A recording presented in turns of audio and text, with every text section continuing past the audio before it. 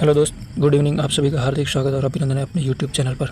तो आज अपन करने वाले हैं आर्मी नर्सिंग स्टैंड के और सभी जो साइंस के क्वेश्चन आते हैं ना, उसके अंदर हर एग्जाम को पैटर्न में ध्यान रखते हुए अपन टॉप 30 क्वेश्चन करने वाले हैं जो बहुत ही इंपॉर्टेंट और हर एग्जाम में आते हैं। तो अपना सेशन आज स्टार्ट करते हैं। टॉप 30 क्वेश्चन है, आप ऐसे ही साथ बनाए रखें, एक दिन अपन मंजिल पर जरूर पहुँचेंगे। तो चलिए स्टार्ट करते हैं। क्वेश्चन नंबर फर्स्ट क्वेश्चन है कि उस पदार्थ की पहचान करें जो कार्बन का प्ररूप नहीं है। हीरा, बकमिस्टर, फुलरीन, फास्फोरस और ग्रेफाइट। मतलब इसमें कौन सा रूप है जो कार्बन का नहीं है? तो इसका आंसर हो जाएगा फास्फोरस। और हीरा होता है वो सबसे कठोर रूप होता है और ये सबसे शुद्धतम रूप होता है। और फास्फोरस होता है ना, ये अधातु होते हुए भी विद्युत का चालक होता है, इसके अंदर धारा प्रवाहित की जाती है। और ये मतलब हीरे के अंदर चतुष्फल की संरचना होती है, जबकि ग्रेफाइट होती है उसमें षटकोणीय संरचना होती है। तो चलिए नेक्स्ट क्वेश्चन स्टार्ट करते हैं। अग्निशमन यंत्र है, उसको बनने वाली गैस कौन सी होती है? मतलब अग्निशमन शामक यंत्र से बनने वाली गैस कौन सी है? तो इसके अंदर ऑक्सीजन, कार्बन डाइऑक्साइड, नाइट्रोजन और सल्फर ऑक्साइड। तो इसके अंदर राइट आंसर हो जाएगा कार्बन डाइऑक्साइड। नेक्स्ट क्वेश्चन, निम्न में से किसमें प्रोटीन की मात्रा सर्वाधिक पाई जाती है? शैवाल, सोयाबीन, मक्का और पालक। तो आपका आंसर बता दीजिए, जल्दी से कमेंट कर दीजिए। तो इसमें सबसे सर्वाधिक प्रोटीन होती है वो शैवाल के अंदर पाई जाती है और सेकंड नंबर होता है वो सोयाबीन के अंदर पाई जाती है। क्या है कि बहुत सारे एग्जामों के अंदर शैवाल को ऑप्शन में नहीं रखते हैं, सोयाबीन को रखते हैं, तो इसलिए वो सोयाबीन को आंसर मानते हैं। और सोयाबीन के अंदर 42% होती है वो प्रोटीन होती है, लेकिन शैवाल के अंदर 72% होती है ना, वो प्रोटीन की मात्रा पाई जाती है। इसमें भी एक क्लोरेला नामक शैवाल होता है जो अंतरिक्ष यात्री है उसका उपयोग करते हैं अपने भोजन के रूप में। नेक्स्ट क्वेश्चन, विद्युत विभव का मात्रक क्या है? विद्युत विभव है उसका मात्रक क्या है? जूल पर सेकेंड, जूल पर कुलाम, वोल्ट पर एम्पियर, वॉट। तो इसका राइट आंसर हो जाएगा जूल पर कुलाम। नेक्स्ट क्वेश्चन, अधातु की जल के साथ अभिक्रिया करवाने पर क्या बनता है? मतलब अधातु होती है ना, उसके जल के साथ अभिक्रिया कराने से क्या बनता है? अम्लीय ऑक्साइड, क्षारीय ऑक्साइड, उदासीन या उभयधर्मी ऑक्साइड। तो अधातु की अभिक्रिया कराते हैं तो अम्लीय ऑक्साइड बनते हैं। और यदि अपन मतलब धातु की अभिक्रिया कराते हैं ना, तो मतलब क्षारीय ऑक्साइड बनते हैं।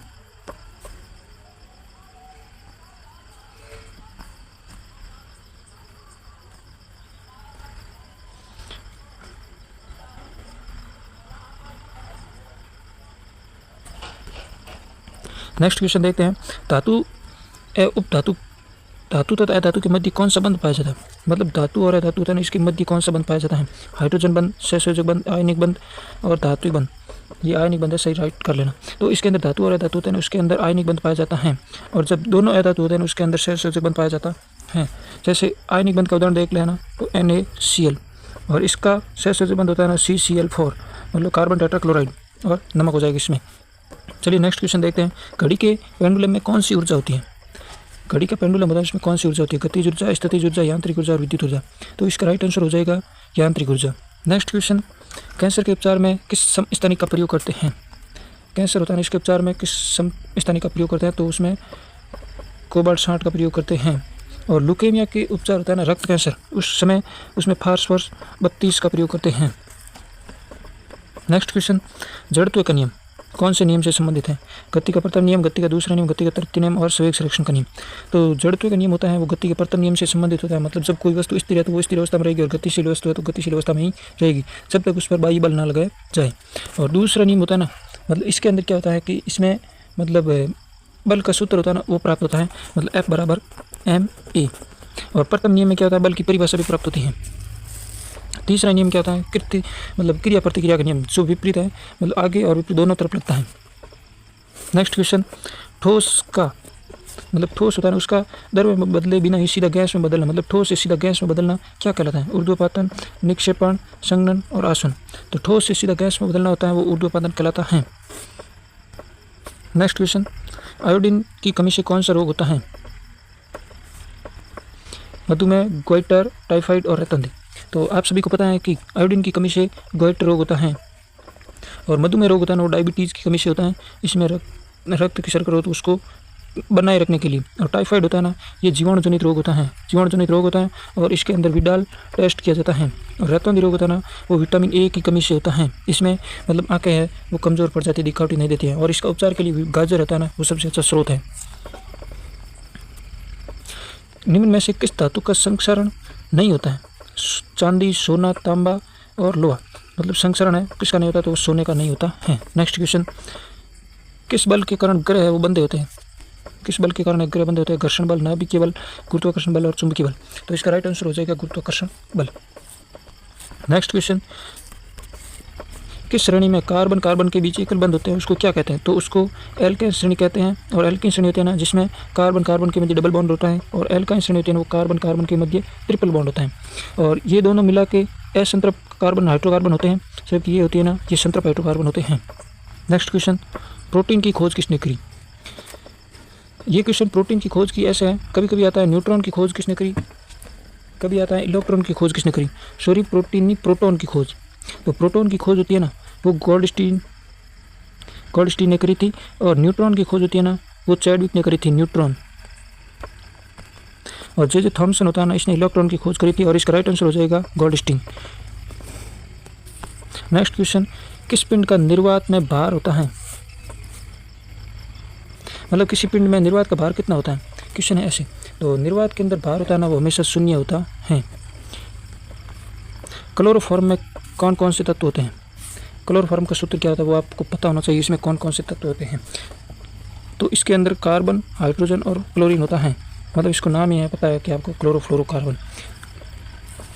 नेक्स्ट क्वेश्चन, जल का वाष्प में बदलना क्या कहलाता है? जल होता है उसका सीधा वाष्प में बदलना क्या कहलाता है? तो ये कहलाता है आसवन। एक मील में कितने मीटर होते हैं? मतलब एक मील होते हैं उसमें कितने मीटर होते हैं? तो इसके अंदर होते हैं 1609 मीटर। नेक्स्ट क्वेश्चन, समुद्री जल का क्वथनांक कितना होता है? समुद्री जल होता है ना उसका क्वथनांक कितना होता है? तो ये होता है 100 डिग्री सेल्सियस। और इसका हिमांक पूछ लेता ना तो ये 0 डिग्री सेल्सियस होता है। और आप सभी को पता है कि 4 डिग्री सेल्सियस पर इसमें मतलब जल का घनत्व होता है वो अधिकतम होता है, और आयतन होता है वो न्यूनतम होता है। और ये 80 डिग्री होता है ना ये बर्फ की गुप्त उष्मा है। नेक्स्ट क्वेश्चन, अवांछनीय पौधों को हटाने की विधि क्या कहलाती है? थ्रेसिंग, निराई, बुनाई और फटकना। तो पौधों को हटाने की विधि होती है ना वो निराई कहलाती है। नेक्स्ट क्वेश्चन, किस बल के कारण ग्रह आपस में बंधे रहते हैं? गुरुत्वाकर्षण बल, अभिकेंद्रीय बल, घर्षण बल और नाभिकीय बल। तो इसका राइट आंसर हो जाएगा गुरुत्वाकर्षण बल। इसके कारण ग्रह वो आपस में बंधे हुए रहते हैं। नेक्स्ट क्वेश्चन, कोई तत्व अपनी कक्षा को पूरा करने के लिए क्या करता है? इलेक्ट्रॉन का त्याग, इलेक्ट्रॉन का ग्रहण, ये भी दोनों या इनमें से कोई नहीं। तो कोई भी तत्व होता है ना वो अपना कक्षा का पूरा करने के लिए किसी से इलेक्ट्रॉन लेता है तो कोई देता है। मतलब एक दूसरे के अंदर बंधन बनाए हुए रखते हैं, इसलिए इसके अंदर राइट आंसर हो जाएगा ए बी दोनों। मतलब इलेक्ट्रॉन का त्याग करता है और ग्रहण भी करता है। मतलब कोई तत्व होता है ना वो इलेक्ट्रॉन का त्याग करता है तो कोई दूसरा तत्व इलेक्ट्रॉन लेता भी है। नेक्स्ट क्वेश्चन, शरीर का सबसे मजबूत भाग कौन सा है? शरीर का सबसे मजबूत भाग कौन सा है? चाक, फीमर, इनेमल जबड़ा, हुमरस पूजा और स्टेपिस कान। तो इसका राइट आंसर हो जाएगा इनेमल जबड़ा का। मतलब जो दांतों के ऊपर भाग होता है वो सबसे मजबूत भाग होता है। और फीमर होता है ना ये शरीर की सबसे लंबी हड्डी होती है।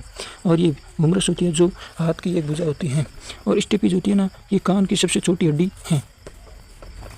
प्रतिरोध का मात्रक क्या है? एम्पियर, ओम, कूलाम, जूल।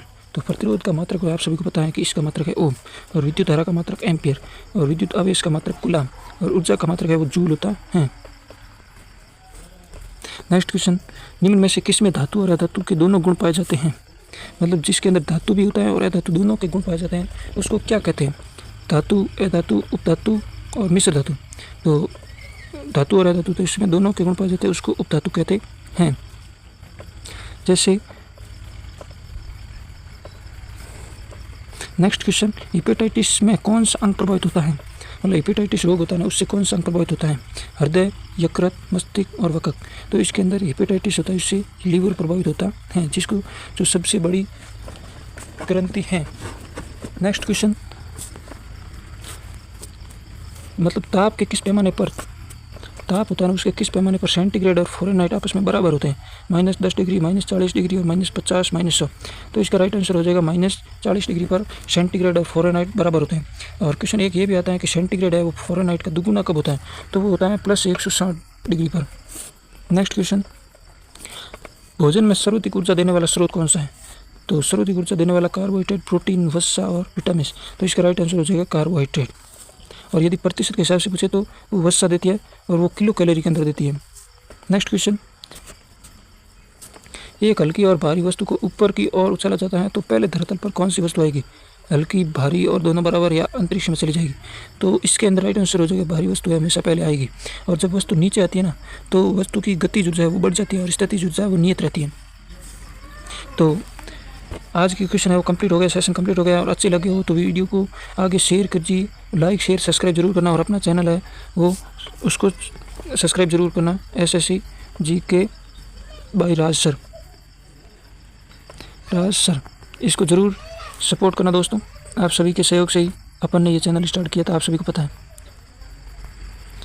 ये नाम लिख देता हूँ सही से, SSC GK बाय राज सर।